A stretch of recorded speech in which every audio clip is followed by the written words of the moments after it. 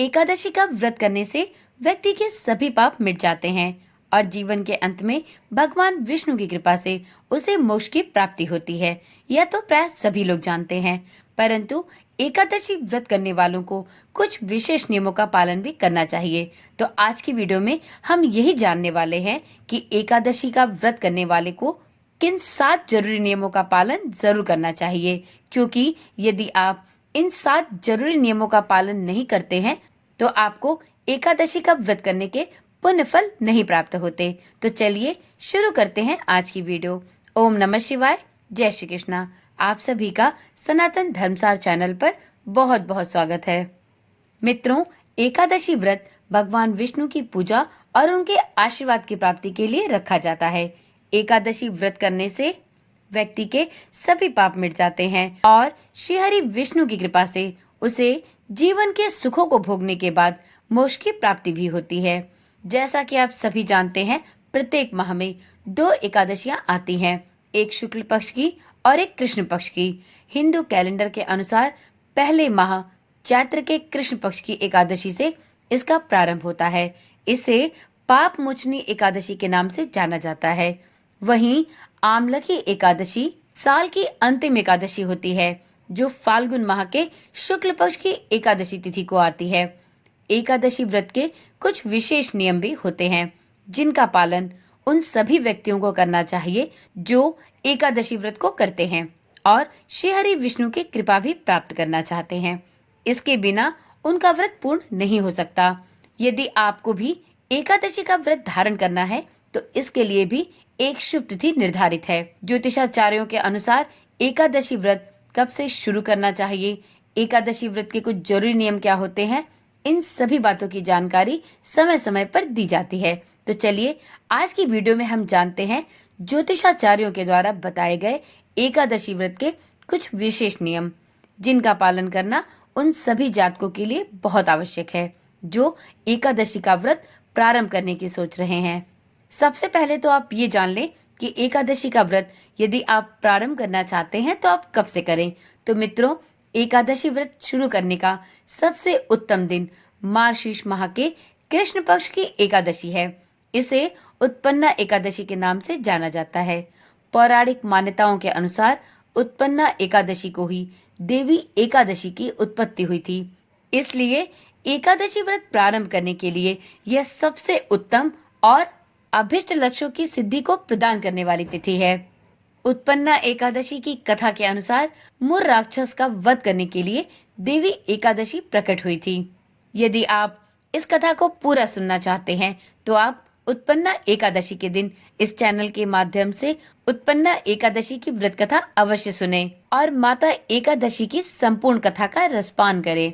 तो मित्रों, इस साल उत्पन्ना एकादशी का व्रत 26 नवंबर दिन मंगलवार को है।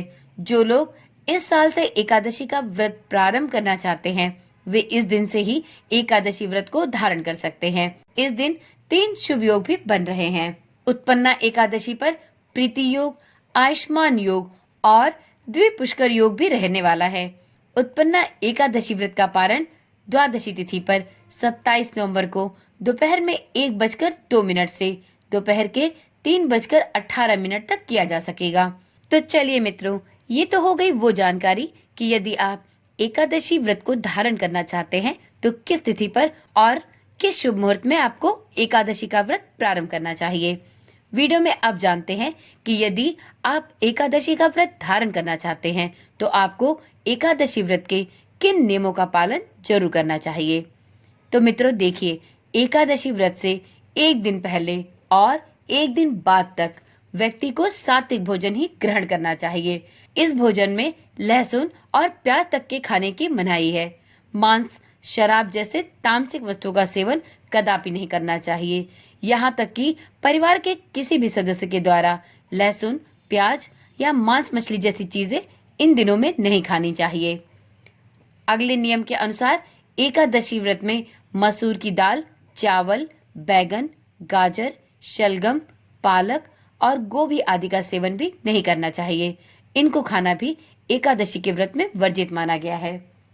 तीसरे नियम के अनुसार यदि आप एकादशी व्रत को प्रारंभ करना चाहते हैं तो आपको एकादशी व्रत में ब्रह्मचर्य के नियमों का पालन भी जरूर करना होगा। भोग विलास आदि से दूर रहना होगा। किसी भी प्रकार की हिंसा, लड़ाई झगड़े से दूर रहना होगा। मन, वचन और कर्म से पवित्र होकर एकादशी व्रत का संकल्प लेकर व्रत का प्रारंभ करना चाहिए। अगले नियम के अनुसार एकादशी व्रत के दिन आपको ओम नमो भगवते वासुदेवाय इस मंत्र का जाप अवश्य करना चाहिए। विष्णु सहस्त्र नाम, विष्णु चालीसा आदि का पाठ अवश्य करें और अंतिम में विष्णु भगवान की आरती भी करें।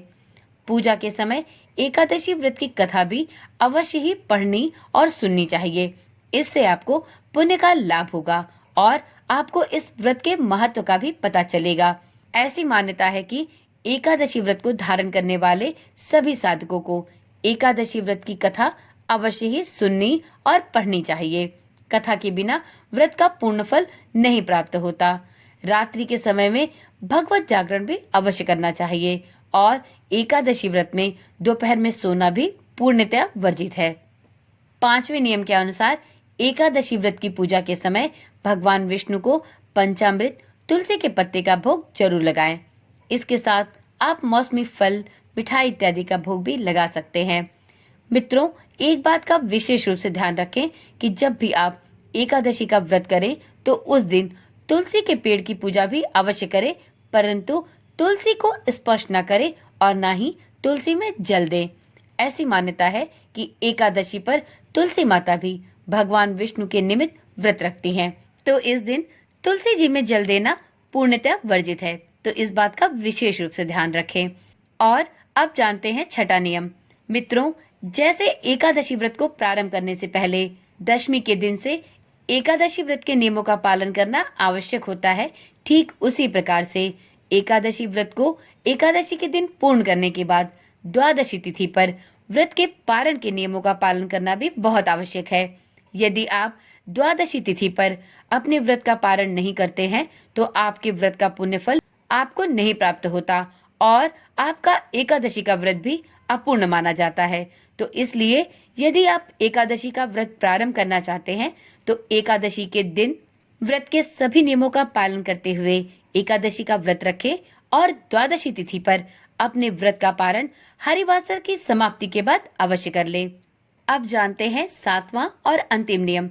मित्रों, एकादशी का व्रत करके श्री विष्णु की कृपा प्राप्त करने का पूरा मौका साधक को प्राप्त होता है। वहीं जो भी कोई साधक यदि एकादशी का व्रत धारण करता है तो उसे द्वादशी तिथि पर अपनी क्षमता के अनुसार गरीब ब्राह्मण या किसी भी जरूरतमंद इंसान को दान दक्षिणा अवश्य देनी चाहिए। यदि आप भी एकादशी का व्रत रखना चाहते हैं तो आप द्वादशी तिथि पर अपने व्रत का पारण करने से पूर्व किसी भी जरूरतमंद या गरीब ब्राह्मण को अपने सामर्थ्य के अनुसार दान दक्षिणा अवश्य दे, तभी आपके व्रत का पुण्य फल आपको पूरी तरह से प्राप्त होगा। तो चलिए मित्रों, आज की वीडियो में इतनी ही जानकारी।